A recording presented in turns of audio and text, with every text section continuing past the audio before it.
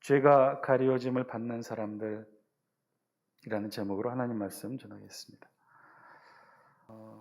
어느 마을에 한 사람이 살고 있었는데요. 그런데 이 사람은 아주 좀 뻔뻔하기로 소문난 사람이었답니다. 얼마나 뻔뻔한지 늘 이웃집에 찾아와서 무언가를 빌려갔고 또 그리고 늘 그렇게 빌려가기만 하지 하나도 감사하거나 고마워하지를 않았다는 거죠. 그래서 그 이웃집, 그 남자 이웃에 사는 사람이 한 번은 이렇게 마음을 먹었답니다. 이번에는 절대로 아무것도 이 뻔뻔한 남자에게 빌려주지 않겠다. 어느 날 이 남자가 또 이웃을 찾아와 또 묻습니다. 이렇게 묻는 거죠. 혹시 오늘 전기톱 쓰실 일이 있나요? 그랬더니 그 이웃이 기다렸다는 듯이 이제 빌려주지 않으려고 이렇게 말을 했어요. 아유, 미안합니다. 사실은 오늘 하루 종일 내가 전기톱을 써야 될 것 같아요. 그랬더니 그 남자가 쓱 웃으면서 이웃에게 이렇게 말했습니다. 잘 됐군요. 그럼 오늘 골프채는 안 쓰시겠네요. 골프채 좀 빌려도 될까요? 아주 기가 막힌 방법이죠. 한 죄수를 무려 8번이나 재판하게 된 판사가 있었답니다. 그것도 참 희한한 일인데 같은 죄수를 한 판사가 8번이나 재판하게 되는 일, 극히 드문 일이죠. 작은 경범죄를 비롯한 여러 가지 죄를 8번이나 짓고 또 같은 판사에게 재판을 받게 되자 어느 날 판사가 그 죄수를 기억하고 이렇게 이야기를 합니다. 아니, 당신은 도대체 날 보는 것이, 이렇게 나를 만나는 것이 부끄럽지도 않습니까? 내가 이 지방법원 판사로 있으면서 당신을 재판하게 된 게 오늘로써 벌써 8번째란 말입니다. 이게 도대체 말이 됩니까? 그 판사의 꾸중 섞인 이야기를 들은 죄수가 오히려 눈을 크게 뜨고 어이없다는 듯이 판사에게 이렇게 말합니다. 아니, 참 판사님도 이상한 분이시네요. 판사님이 승진하지 못하고 이 지방법원에 계속 계신 것이 어떻게 제 탓입니까? 세상에는 가만 보면 참 뻔뻔한 사람들이 많이 있는 것 같아요. 한 판사에게 8번이나 재판을 받게 되면서도 미안함이나 아니 최소한 자신의 죄에 대한 죄책감을 전혀 느끼지 못하는 거죠. 오히려 판사의 무능함을 탓하기도 하고 오히려 자신이 같은 판사에게 8번이나 재판받는 것을 죄수인 자신이 불편하게 여기는 것이죠. 물론 유머이고 이야기 속에 나오는 것들이기도 하지만 사실은 우리가 삶을 살아오면서 보다 보면 의외로 이런 모습 종종 보게 되지 않습니까? 참 저 사람 뻔뻔하다. 참 염치가 없다. 우리 어떤 때 이런 표현 쓰나요? 여러 경우가 있겠지만 주로 자신의 부끄러움을 느끼지 못할 때 이런 표현 듣게 되죠. 사실 우리 인간의 모습들 중에는요, 가만히 살펴보면 이중적인 모습이 여러 개 있는데 제가 느끼고 경험한 것 중에는 이것도 그 중에 하나인 이중적인 모습인 것 같아요. 어떤 말이냐면요, 우리가 볼 때 참 저 사람 당당하고 떳떳하다, 멋있다, 늘 자신 있어 보인다 라는 모습들이 많이 있는데 그런 사람들, 그런 모습을 보여주는 사람들 중에 다는 아니지만 일부를 보면요, 그 모습 이면에는 오히려 이런 모습이 있어요. 정말 부족함이 없고 정말 잘하고 능력이 많고 모든 면에서 뛰어나고 무슨 일을 하든지 잘하는 사람들에게서는 우리는 그 당당함, 떳떳함, 자신감 넘치는 모습 물론 보게 되고 공감하게 되죠. 참 저 사람은 무슨 일을 하든지 참 잘해, 똑소리가 나, 정말 잘해, 난 사람이야, 이런 느낌이 드는 모습이 보여지는 사람들 물론 있어요. 물론 그런 사람들이 있어요. 정말 능력이 뛰어나고 머리도 좋고 일도 잘하고 그런 사람들 보면요, 정말 시샘도 나기도 하지만 월등히 우리보다 뛰어나니까 참 저 사람 난 사람이다. 또 가만 보면요, 그렇게 난 사람들, 진짜 능력이 있는 사람들 보면요, 심성도 착해요, 얼굴도 잘생기고 마음씨도 좋고 그야말로 다 좋죠. 공부도 잘하고 취직도 잘 되고 그야말로 정말 나라의 일꾼 같아요. 그런 사람들이 보여주는 정말 그런 자신감, 능력, 떳떳하고 당당한 모습, 그런 모습도 있는 게 사실입니다. 그런데요, 우리가 실제 우리의 일상의 삶 속에서 보게 되는 자신감 넘치는 모습, 떳떳하고 당당한 모습들 중에는요, 그런 잘난 사람들보다는 그렇지 않은 사람들이 보여주는 당당함, 떳떳함이 있어요. 어떤 때는요, 나와 정말 비슷하거나, 아니 어떤 때는요, 어떤 면에서 나보다 정말 부족해 보이는데, 아니 속된 말로 그야말로 나보다 잘난 것이 하나도 없어 보이는데, 그런데 이 친구는요, 무슨 일을 하든지 당당해 보이는 거예요. 무슨 일을 하든지 항상 떳떳하고 자신감 만땅의 삶을 살아가요.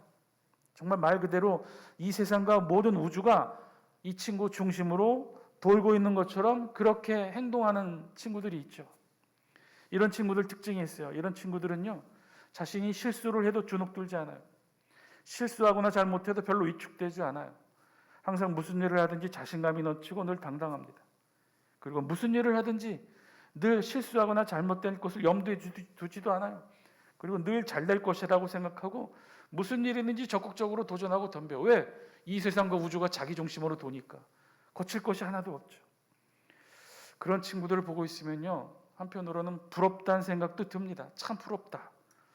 그 친구의 능력이나 잘남이 부러운 것이 아니라 그 친구의 그런 당당하고 떳떳함이 부러울 때가 있어요. 정말 하는 것을 보면 나보다 나은 것이 하나 없어요. 그런데 너무나 당당해요. 너무나 떳떳해요. 하나도 주눅들거나 위축되어 보이지 않아요. 그러다 보니 사실 장점도 없는 게 아니에요. 늘 처음에 무엇을 배우든지 나하고 같이 시작할 땐 나보다 못해요. 공부도 못하고 운동도 그렇고 배우는 것도 그렇고 무엇을 하든지 좀 엉성해 보이고 부족해 보입니다. 그런데 이게 장점인 것이 시간이 지나면요 달라요. 잘못해도 실수해도 성적이 좋지 않아도 하나도 주눅들지 않고 늘 당당하게 자신만만하니 조금씩 나중에 시간이 지나고 보면요, 꽤 많이 성장해 있고 꽤 많이 모든 것들을 잘 처리해 주는 모습들을 보여줍니다. 그래서 결국은 늘 내가 나아간 것보다도 항상 더 앞서가는 모습도 보게 돼요. 늘 옆에서 그런 친구를 보면서 그런 생각을 했죠. 참 저런 모습도 부럽다. 저것도 저 친구의 좋은 장점이 될 수 있다 생각이 듭니다. 그런데요, 만약에 너도 그렇게 살고 싶고 너도 그렇게 닮고 싶고 그렇게 따라하고 싶느냐 묻는다면 아니요, 저는 못하겠습니다. 아니, 안 하겠어요. 왜냐하면요, 당당한 것도 좋고 떳떳한 것도 좋은데 그런 당당함과 떳떳함, 자신감 넘치는 이면에는요, 자신의 부족함에 대한 부끄러움이 없다는 거예요. 진짜 그런 능력이 있고 진짜 그런 재능이 있어서가 아니라 그런 부족함, 잘 모르는 부분에 대한 부끄러움을 못 느끼는 거죠. 그런 친구들의 당당함 이면에는요, 사실은 누구나 느끼고 깨닫는 자신의 부끄러움을 애써 갖지 않는 거예요. 느끼지 않는 거예요. 외면하는 거죠. 그것이 어떤 면에서는 긍정의 힘으로 작용할 수는 있으나 그러나 모든 면에서 그런 것 아니겠죠. 인간이 느껴야 하고 간직해야 되는 감정이 어떻게 늘 당당함만 있겠습니까? 어떻게 늘 떳떳하고 자신감 넘치는 삶을 살 수만 있겠습니까? 내가 선택하고 내가 생각하고 내가 판단하는 것이 어떻게 늘 옳고 바르다고 할 수 있겠습니까? 아니, 어떻게 이 세상과 우주가 나만을 중심으로, 나를 중심으로만 돌고 있겠어요? 그렇지가 않잖아요. 때로는 내가 틀릴 수도 있고 내가 잘못 생각할 수도 있고 내가 미처 알지 못하고 깨닫지 못하는 부분이 있기도 하겠죠. 때로는 내가 주인공이 아니라 상대가, 다른 사람이 주인공일 때도 있는 법이겠죠. 어떻게 모든 상황에 내가 주인공이 되고 내가 모든 것을 결정하고 나 중심으로 모든 것을 결정해야만 하겠습니까? 그렇지 않잖아요. 내가 잘못할 수도 있고 내가 실수할 수도 있고 나 때문에 내가 부족해서 일이 잘못될 수도 있겠죠. 그럴 때 나의 실수, 나의 잘못, 나의 부끄러움을 인정하고 받아들일 수 있는 삶이 진정으로 아름다운 삶이 아니겠습니까? 그런 삶이 진정으로 좋은 삶, 복된 삶이 아니겠습니까? 그런데 그런 사람들을 보면 그렇지가 않더라고요. 자신의 부끄러움은 조금도 인식하지 못하더라고요. 그러니 어떤 상황에서도 어떤 잘못을 하더라도 자신의 부끄러움을 느끼지 못하니 그럴 때조차도 오히려 이 친구들을 보면 당당해요. 늘 자신감 넘치는 모습으로 항상 떳떳한 모습을 보이죠. 자신감도 좋고 떳떳함과 당당함도 좋지만 그렇다고 자신의 부끄러움도 잊어야 하는 것은 아닌 것입니다. 최소한 자신에 대해 솔직하지 못한 삶을 살고 있는 것이겠죠. 우리의 신앙도 마찬가지일 거예요. 우리의 신앙의 삶의 모습도 보면 늘 당당하고 떳떳하고 자신감 넘치는 신앙인들이 있어요. 오늘 우리 본문의 바울은요, 그런 신앙인들을 바로 유대인들로 지칭하고 그 유대인들의 신앙의 잘못된 모습을 아주 예리한 칼날로 신학적 논리적인 예리한 칼날로 지적하고 있어요. 사실 우리가 지금 로마서를 함께 강독하고 있지만 이 로마서의 신앙의 주제들은요, 굉장히 세밀하고 예민한 주제들이에요. 우리가 다른 성경 말씀에서는 잘 느껴보지 못하는 아주 예리한 주제들을 우리 로마서는 다루고 있죠. 아마도 오늘 바울의 이 본문이 그런 본문 중에 하나일 겁니다. 바울의 신앙의 감수성이 잘 드러난 본문이 바로 오늘 우리 본문이에요. 보통의 경우 그냥 넘어갈 수 있는 부분도 바울은 아주 예리하게 잘 나누어서 신학적 언어로 설명하고 있어요. 오늘 본문이 그 내용을 다룹니다. 오늘 우리 본문에서도요, 두 인물, 우리가 너무나 잘 알고 있는 신앙의 두 인물 아브라함과 다윗에 대해 다루고 있어요. 그런데 그 아브라함과 다윗에 대해 다루고 있는 내용이 우리가 알고 있었던 전통적인 내용이 아니에요. 본문은요, 먼저 하나의 질문으로부터 이렇게 시작해요. 우리 다 함께 우리 본문 1절, 4장 1절 영상을 통해 같이 한번 읽겠습니다. 시작.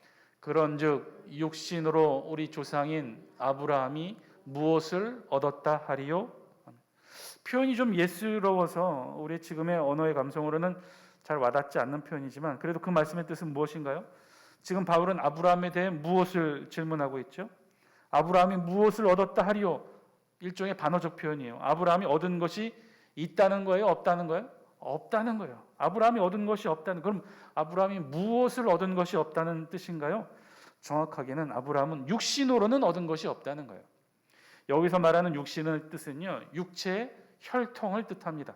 즉 아브라함의 혈통을 뜻하는 거죠. 여러분, 아브라함이 누구입니까? 아브라함의 혈통이 어떻게 되죠? 아브라함은 정확하게 노아의 아들 셈 계열의 10대 손이에요. 즉 아브라함의 혈통은요, 노아의 후손, 직계 후손이었던 거예요.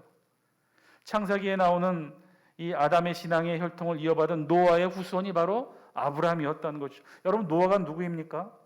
우리 창세기 6장 9절 영상을 통해 같이 한번 볼까요? 우리 성경이 표현하고 있는 노아에 대해 우리 창세기 6장 9절 같이 함께 읽겠습니다. 시작. 이것이 노아의 족본이라. 노아는 의인이요 당대의 완전한 자라. 그는 하나님과 동행하였으며. 우리 성경이 노아에 대해서 뭐라고 얘기하죠? 당대의 완전한 자고 의인이고 심지어 하나님과 동행했다고 했어요. 아브라함은 그런 노아의 직계 후손이었어요. 그래서 오늘 본문 4장 1절의 질문은 그건 거죠. 아브라함이 그런 노아의 직계 후손이었기 때문에, 의인이고 완전한 자고 하나님과 동행한 노아의 직계 후손이었기 때문에 하나님께서 아브라함을 의인으로 여기시고 아브라함을 구원하셨느냐? 아니라는 것이죠. 그 이야기를 오늘 4장 1절을 통해 그렇게 이야기하는 거예요. 아브라함은 육신으로, 즉 혈통으로 의롭다함을 인정받은 것이 아니었다는 거예요. 그럼 반대로 질문하죠. 아브라함은 어떻게 그럼 하나님으로부터 의롭다함을 의인으로 인정받았을까? 2절 우리 함께 읽습니다. 시작. 만일 아브라함이 행위로서 의롭다 하심을 받았으면 자랑할 것이 있으려니와 하나님 앞에서는 없느니라. 그럼 도대체 아브라함은 어떻게 의롭다 하심을 받았느냐? 혈통이 아니면 그러면 아브라함의 행위였느냐? 행위도 아니었다는 거예요. 우리 성경은 이 사실을 2절에만 있는 말씀으로 이렇게 표현을 했는데, 결국 아브라함이 행위로서 의롭다 하심을 받았으면 자랑할 것이 있겠느냐? 그러니 아브라함은 아니라는 거죠. 행위로서도 의롭다 하심을 받은 것이 아니라는 말씀이에요. 그러니까 지금 바울은요, 아브라함에 대해 그렇게 하나님으로부터 의로움을 인정받아 우리가 알고 있는 그 위대한 신앙의 믿음의 아버지로 자리매김하게 된 것이 그의 혈통, 노아의 직계 후손이었던 혈통이 아니라, 혈통 때문이 아니라, 아니면 아브라함의 어떤 특별한 행위 때문이 아니었다는 거예요. 바울은 왜 이렇게 그러면 아브라함에 대해서 말하고 있는 것일까? 당시, 지금도 마찬가지지만 유대인들, 이스라엘 백성들에게 아브라함이라는 존재는 매우 특별했어요. 믿음의 조상이라고 여겨질 만큼, 이스라엘의 조상이라고 여겨질 만큼 신앙적으로 신뢰를 받고 있는 인물이 바로 이 아브라함이었어요. 심지어 어느 정도로 지금의 유대인들이나 우리가 알고 있는 구약과 신약 시대의 이스라엘 백성들에게 존재로서 자리매김한 이 아브라함의 위치는 어느 정도였냐면요, 이스라엘 백성들은 나중에 천국에 가서 아브라함의 품에 안기는 것을 늘 꿈꿔옵니다. 천국에 가면 우리는 하나님을 보게 되고 예수 그리스도를 보게 되는 것을 소망으로 여기지만, 이스라엘 백성들은 달라요. 그 천국 문 앞에 자신을 맞이해주는 위대한 신앙의 인물들이 있다고 여겨지고, 그 위대한 신앙의 인물들 가운데 자신을 아브라함이 맞아주는 것, 아브라함이 천국으로 오는 자신을 맞아서 품에 안아주는 것을 굉장한 신앙의 영광으로 여기고, 그렇게 그 정도로 아브라함을 위대한 신앙의 자신들의 조상이라고 여겼던 거죠. 그리고 그렇게 아브라함을 높이는 이유 중에 하나는요, 아브라함이 하나님께 의롭다함을 얻게 되는 이유가 바로 아브라함의 행위, 아주 특별한 아브라함의 행위 때문에 그렇다고 생각하는 거예요. 여러분, 아브라함의 가장 특별한 행위, 이스라엘 백성들이 지금도 아브라함의 이 믿음의 행위에 대해 존중과 존경의 마음을 갖고 있는 아브라함의 특별한 믿음의 행위가 무엇이었을까요? 어떤 것이 있었죠? 우리가 기억하는 대로 아브라함이 어느 정도까지 자신의 믿음을 하나님 앞에 표현했습니까? 창세기 22장에 기록된 사건, 자신의 하나뿐인 독생자 이삭을 하나님 앞에 제물로 바치기까지 아브라함이 그런 믿음의 행위를 보여주었지 않습니까? 100세에 얻은 아들 이삭이었어요. 정말 눈에 넣어도 하나도 아프지 않을 그 사랑스러운 아들 이삭을 하나님께서는 아브라함에게 명령하시죠. 제물로 바치라. 그 하나님의 명령에 아브라함이 어떻게 합니까?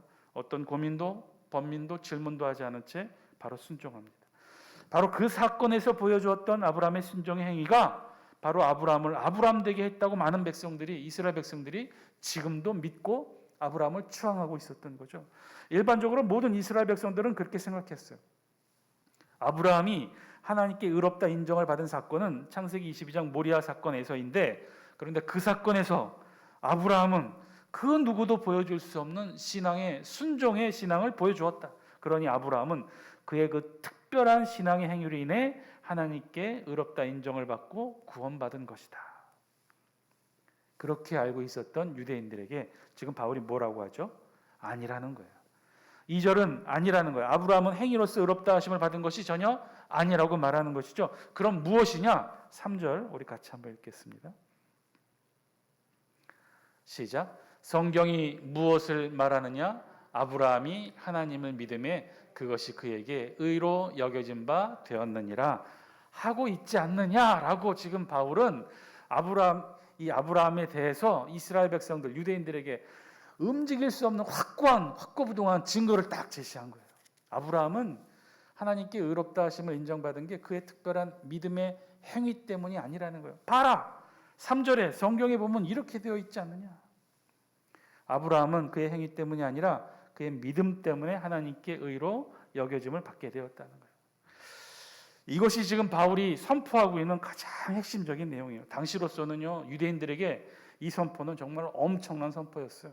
왜냐? 대부분의 모든 이스라엘 백성들은요, 그렇게 생각했다는 거예요. 아브라함이 의롭다함을 인정받은 것은 바로 아브라함의 특별한 믿음과 신앙의 행위 때문에, 하나밖에 없는 아들 이삭을 하나님 앞에 제물로 바칠 정도의 그런 그 누구도 흉내낼 수 없는 그런 특별한 신앙의 행위 때문에 아브라함이 구원받았을 뿐만 아니라 우리의 믿음의 조상이 되었다라고 그렇게 생각했었어요.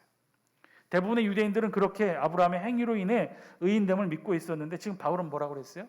아니라는 거예요. 행위가 아니라 아브라함의 믿음이 의롭다함을 인정받게 한 계기가 되었다는 거예요. 그러면 바울은 이 주장을 지금 어떻게 증거하고 있는 것일까요? 대부분 이스라엘 백성들은 아브라함이 창세기 22장 모리아산에서 아들 이삭을 제물로 바치려 했던 그 행위가 아브라함을 의롭게 여김을 받게 했다고 생각했죠. 우리 다 함께 창세기 22장 16절 17절 우리 영상을 통해 같이 한번 읽어볼까요? 시작. 이르시되 여호와께서 이르시기를 내가 나를 가리켜 맹세하노니 내가 이같이 행하여 내 아들 내 독자도 아끼지 아니하였은즉 내가 내게 큰 복을 주고 내 씨가 크게 번성하여 하늘의 별과 같고 바닷가의 모래와 같게 하리니 내 씨가 그 대적의 성문을 차지하리라. 이스라엘 모든 백성들은 아브라함의 특별한 행위에 대해 주목하게 된 본문이 바로 이 본문이에요. 이 창세기 22장 16절 17절 말씀에, 특별히 17절 말씀에 이 커다란 축복, 내 씨가 크게 번성하여 하늘의 별과 같고 바닷가의 모래와 같이 되게 되는 이 놀라운 하늘의 축복, 이 축복을 아브라함이 받게 됐는데, 이 받게 된 그 계기가 아브라함이 아들 이삭을 하나님 앞에 제물로 바치기까지 하나님의 명령에 순종하는 신앙의 행위가 있었기 때문에 이런 축복을 누렸다라고 생각해서 이 본문을 통해 이스라엘 백성들은 아브라함이 믿음의 행위로 구원받았다라고 생각하고 있었어요. 자, 그런데 정확하게 봅시다. 우리 16절 말씀만 다시 한번 볼까요? 16절 함께 읽습니다. 시작. 이르시되 여호와께서 이르시기를 내가 나를 가리켜 맹세하노니 내가 이같이 행하여 내 아들 독자도 아끼지 아니하였은즉. 아멘. 뭐라고 그랬어요? 하나님이 내가 이같이 행하여 내 아들 독자도 아끼지 아니하였은즉. 분명히 하나님은요 지금 아브라함의 행위에 주목하고 있죠. 그의 특별한 행위를 하나님은 지금 보시고 칭찬하시고 말로 다 할 수 없는 축복을 아브라함에게 주고 계셔. 그런데요 우리가 이 창세기 22장을 자세히 보시면요 16절 17절 아니 전체 본문 22장 전체 본문 말씀을 그 어디를 보더라도요 하나님은요 아브라함의 행위를 통해 그를 의로 여기셨다라고 말씀하신 게 아니에요. 아브라함의 그 특별한 신앙의 행위에 대해서 하나님은 그저 놀라운 축복으로 더하고 계시지만 아브라함의 그 행위로 인해 아브라함을 의롭다 여기신다고 아브라함을 의인으로 인정하시는 게 아니라는 거죠. 그런 말씀이 전혀 없었어요. 16절에도 17절에도 아니 22장 전체를 통해서도요 그런 말씀은 없었어요. 그런데 지금 바울은요 3절의 말씀을 통해 구약의 말씀을 인용하고 있는 거죠. 3절 뭐죠? 뭐라고 되어 있죠? 성경이 무엇을 말하느냐? 지금 3절 바울이 인용하고 있는 이 3절 말씀은 창세기 어느 말씀을 인용하냐면 창세기 15장 6절 말씀이에요. 창세기 15장 말씀이 기록되었다는 이 15장에 이 말씀이 기록되었다는 사실이 지금 바울이 주장하고 있는 확실한 증거라는 거예요. 우리 다 함께 창세기 15장 6절 말씀 같이 한번 읽어볼까요? 창세기 15장 6절 시작. 아브라함이 여호와를 믿으니 여호와께서 이를 그의 의로 여기시고. 뭐라고 되어 있어요? 아브라함이 여호와를 믿으니, 즉 하나님은 아브라함의 행위에 주목하신 거예요? 믿음에 주목하신 거예요? 행위, 믿음에 주목하신 거예요? 아브라함의 믿음을 보시고 하나님이 어떻게 하셨어요? 이를 그의 의로 여기시고. 이 믿음을 보고 아브라함의 믿음을 보고 그를 의롭다 하셨다는 거예요. 이미 창세기 15장에 하나님은 아브라함을 의롭다 여기셨어요. 아브라함의 믿음을 보고 의롭다고 여기셨다는 거예요. 그럼 이 창세기 15장에는 어떤 내용이 있느냐? 어떤 내용이 기록했느냐? 여러분 별 내용 없었어요. 창세기 12장에서 하나님은 아브라함을 부르십니다. 그리고 15장에서 어느 날 갑자기 하나님이 아브라함을 찾아왔어요. 아브라함이 어떤 특별한 행위를 하거나 그때는 아들 이삭도 태어나기도 전이죠. 어떤 믿음의 행위를 한 것도 없어요. 제사를 드렸다거나 그런 것도 없어요. 어느 날 갑자기 창세기 15장에 하나님이 아브라함에게 나타나십니다. 그리고 다짜고짜 하나님은 아브라함과 언약, 계약을 맺으셔요. 우리 다 함께 창세기 15장 바로 그 5절 말씀 같이 한번 읽어볼까요? 하나님이 아브라함을 그렇게 다짜고짜 계약을 맺으시고 아브라함을 끌고 밖으로 나가요. 시작. 그를 이끌고 밖으로 나가 이르시되 하늘을 우러러 무뼈를 셀 수 있나 보라. 또 그에게 이르시되 내 자손이 이와 같으리라. 그리고는 아까 우리가 읽었던 창세기 15장 6절에 있는 말씀을 통해 그렇게 선포한 6절 다시 한번 볼까요? 시작. 아브라함이 여호와를 믿으니 여호와께서 이를 그의 의로 여기시고. 아브라함이 하나님 여호와의 언약의 말씀을 믿었기 때문에 그 믿음을 보시고 하나님께서 아브라함을 의롭다 여기셨다는 거예요. 여기에는요, 이 창세기 15장에는 어떤 특별한 아브라함의 신앙의 행위가 전혀 없었어요. 아브라함이 그럴 상태도 아니에요. 그저 어느 날 갑자기 하나님이 아브라함에게 찾아오셔서 아브라함과 언약을 맺어주시고는 아브라함을 끌고 밤하늘의 별을 보게 하십니다. 그리고 하나님이 축복의 언약을 그에게 눈에게 보여주셔요. 밤하늘의 별을 셀 수 있나 봐라. 셀 수 없죠. 밤하늘의 별을 어떻게 셉니까? 그러니 하나님이 얘기해요. 셀 수 없을 정도로 내 자손을 이렇게 많게 하는 축복을 주겠더라. 그때 아브라함이 이 놀라운 하나님의 언약의 말씀을 어떻게 했다는 거예요? 아브라함이 덜컥 믿었다는 거예요. 15절에서 16절 별다른 기록은 없어서 자세한 내용은 알 수 없으나 아브라함은 그 한밤중에 하나님으로부터 들었던 언약의 말씀 그리고 눈으로 보여진 밤하늘의 별을 통해 하나님이 하신 말씀을 믿었다는 거예요. 그 믿음을 하나님이 보시고 어떻게 해요? 여호와께서 이를 그의 의로 여기셨다는 거예요. 여기에는요 아브라함의 어떤 특별한 행위가 없어요. 어떤 믿음의 행위를 한 것도 아니에요. 그저 아브라함이 하나님의 언약의 말씀을 믿었어요. 마음에 품었어요. 그 믿음을 보시고 하나님 어떻게 하셨어요? 아브라함을 의롭다 여기셨. 지금 바울은 이 본문을 제시한 거예요. 봐라, 너희들은 창세기 22장 믿음의 행위, 특별한 아브라함의 행위를 통해 아브라함이 구원받았다고 여기지만 아니라는 거예요. 이미 15장에 하나님은 아브라함을 의롭다 여기셨다는 거예요. 그리고 이제 바울은 4절과 5절을 통해 계속해서 조금 더 구체적으로 이신득이 논리를 전개해요. 우리 4절, 5절 같이 한번 읽어볼까요? 4절 먼저 읽습니다. 시작. 일하는 자에게는 그 삭시 은혜로 여겨지지 아니하고 보수로 여겨지거니와. 당연한 말씀이죠. 일꾼이 있어요. 일꾼이 일을 했어요. 그래서 임금을 받아요. 그 임금은 일꾼이 일하고 받은 임금은 은혜가 아니죠. 정당한 보수죠. 그런데 상황이 바뀌어서 5절 말씀 같이 한번 읽습니다. 시작. 일을 아니할지라도 경건하지 아니한 자를 의롭다 하시는 이를 믿는 자에게는 그의 믿음을 의로 여기시나니. 이게 무슨 말씀이냐?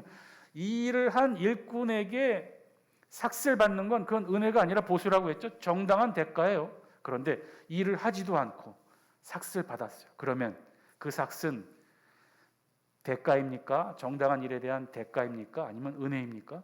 은혜라는 거죠. 일꾼이 일을 하지 않았다면, 약속된 일을 하지 못했다면, 그런데도 주인은 그에게 임금을 주었다면, 아무런 일도 하지 않았을지라도, 아무런 공로가 없을지라도 임금을 받았다면 그 임금은 그 일꾼이 받아야 될 정당한 보상이 아니라 은혜라는 거예요. 주인이 일꾼에게 베푼 은혜라는 거예요. 일은 하지 못했지만 그 일꾼에게 베푼 은혜라는 거예요. 똑같다는 거죠. 하나님은 아브라함도 그랬다는 거예요. 아브라함이 무언가를 한 게 아니에요. 어떤 특별한 행위를 한 게 아니에요. 위대한 일을 한 게 아니에요. 그저 하나님의 약속을 믿었을 뿐이에요.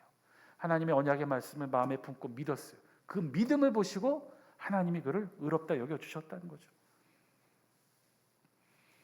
일꾼 아무런 일도 하지 않았지만 약속된 임금을 주인으로부터 받은 그것을 그는 자기가 응당 받아야 될 보수라고 여기지 않고 그래서 은혜라고 여기게 된다는 거예요. 이러한 까닭에 성도의 칭의는요, 그래서 전적인 하나님의 은혜라는 거예요. 그런데 바울의 이 이신득에 관한 논리의 주장에 이스라엘 당시 사람들은 이해하지 못했어요. 어떻게 일을 하지 않았는데 보수를 받게 되고 결국은 그것이 은혜이고 결국은 그것이 하나님으로부터 의롭다함을 받게 될 수 있을까? 유대인들은 자신들의 도덕적 종교적 논리로는 이해할 수 없었던 거죠. 그들은 지금도 마찬가지예요. 의를 얻기 위해서는, 의롭다함을 얻기 위해서는 노력해야 되지 않을까? 끊임없이 노력해야 되지 않을까? 고행하고 오체투지하고 자신을 채찍질하고 금식하고 앉아줘서 눕지도 않고 이렇게 노력해야, 뭔가 노력을 해야 의를, 구원을 얻을 수 있지 않을까? 아니라는 거예요. 그렇지 않다는 거예요. 하나님이 베푸시는 이 구원의 은혜는 그런 것으로 얻을 수 있는 게 아니에요. 우리의 일말의 노력도 필요치 않다는 거예요. 하나님의 견지에서 보면 그렇지 않다는 거예요. 하나님의 견지에서 보면 인간은 자신의 칭의, 의롭다함을 위해서 할 수 있는 일이 아무것도 없다고 보신 거예요. 하나님께로부터 의롭다 하심을 받은 자들은 모두 다 하나님같이, 성경이 증거하고 있는 것 같이 그들은 하나같이 일하는 자들이 아니라 어떤 자들이었어요? 믿는 자들이었어요. 우리 성경에 나와 있는 그 위대한 모든 신앙의 인물들은요, 능력이 뛰어나고 어떤 우리로서는 할 수 없는 어떤 특별한 일들을 향한 그런 일하는 자들이 아니에요. 다 하나같이 믿는 자들이에요. 믿음이 돈독한 자들이에요. 하나님의 언약의 말씀을 진짜로 자신에게 이루어질 하나님의 말씀으로 믿는 자들이었어요. 그래서 바울은 마지막으로 다윗의 이야기를 들려줍니다. 7절, 8절 우리 같이 한번 읽습니다. 시작. 불법이 사함을 받고 죄가 가리워짐을 받는 사람은 복이 있고 주께서 그 죄를 인정하지 아니할 사람은 복이 있도다 함과 같으니라. 내용도 특별하고 그리고 이 다윗의 시편을 이용했다는 것도 특별하죠. 우리가 알고 있는 다윗은 어떤 사람이었습니까? 믿음의 신앙의 행위로 가득한 사람 아니었습니까? 그런데 오늘 바울은요, 다윗의 다른 면을 이야기하고 있는 거예요. 다윗의 시편 23편의 말씀을 통해, 다윗의 고백을 통해 이렇게 인용하면서 말하고 있는 거죠. 다윗이 뭐라고 했는지 잘 보라는 말이에요. 다윗이 뭐라고 그랬어요? 불법이 사함을 받고 죄가 가리워짐을 받는 사람들이 복이 있다는 거예요. 누가 복이 있어요? 특별한 일을 하고 아들마저 제물로 바치고 헌금 많이 하고 특별하고 위대하고 신앙의 일들 많이 한 사람이 복이 있다고 얘기한 게 아니라 누가 복이 있다는 거예요? 불법이 사함을 받고 죄가 가리워짐을 받는 사람들이 복이 있다는 거예요. 지금 이 말을 한 다윗은 누구를 빗대어 얘기하는 거예요? 자신을 빗대어 얘기하는 거예요. 다윗 자신이 그랬다는 거. 우리 다윗을 한번 돌이켜 보자고요. 다윗이 어떤 일을 했어요? 늘 옳은 일만 했습니까? 하나님으로부터 칭찬받을 일들만 했습니까? 죄를 하나도 짓지 않았습니까? 아니요. 다윗처럼 우리와 똑같은 인생 무상을 겪었던 인물도 없잖아요. 얼마나 심한 죄들을 지었습니까? 그래서 다윗이 자신의 삶을 놓고 볼 때 이렇게 고백하는 거예요. 하나님으로부터 복받는 자들은 어떤 자들이냐? 믿음과 신앙의 행위가 뛰어나서 하나도 부끄럼 없이 산 사람이기 때문에 하나님으로부터 복을 받는 게 아니라 누가 복을 받는 거예요? 불법이 사함을 받고 죄가 가려짐을 받는 사람들이 복이 있다는 거예요. 주께서 그를 인정하지 아니하실 사람은 복이 있도다 함과 같으니라. 하나님의 관심의 대상은요, 지금도 우리를 지켜보시는 하나님의 관심의 대상은 우리 인간의 선행이 아니에요. 오히려 하나님의 우리의 관심의 대상, 우리를 보시는 하나님의 관심의 대상은 인간의 죄와 불법만을 보고 계시다는 거예요. 본문의 내용이 무엇인가요? 다윗의 고백을 통해 보면 하나님께 복받는 사람은 누구예요? 행위가 뛰어난 사람, 신앙의 결단이 훌륭한 사람, 도덕적으로, 신앙적으로, 법적으로 뛰어난 사람이 아니에요. 그런 사람들이 하나님께 복받는 사람이라고 이야기하고 있지 않아요. 뭐라고? 누가 복받는 사람이에요? 불법이 사함을 받고 죄가 가려짐을 받는 사람들이 바로 하나님의 축복의 주인공이 된다는 거예요. 하나님의 입장에서는 그렇다는 거예요. 하나님의 입장에서 인간에게 의의를 논할 때 인간의 선행은 절대로 고려 대상이 아니라는 거예요. 무엇을 고려하느냐? 인간의 선행, 인간의 잘남, 그런 것은 하나님이 관심하는 대상이 아니라 오히려 인간의 죄악, 불법함, 연약함, 하나님의 입장에서는 이것이 고려의 대상이라는 거예요. 하나님은 그러한 우리의 죄를 덮으시는 마음으로 우리를 의롭다 하신다는 거예요.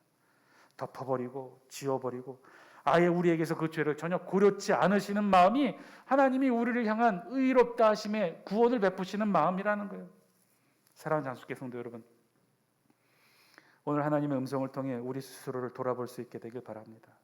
우리의 의, 이 자리에서 하나님의 말씀을 듣고 찬송을 부르고 감히 하늘의 하나님을 아버지라 부르며 기도할 수 있는 바로 그 의, 그것은요 결단코 우리의 노력이나 우리의 선행으로 이루어진 것이 아니라는 거예요.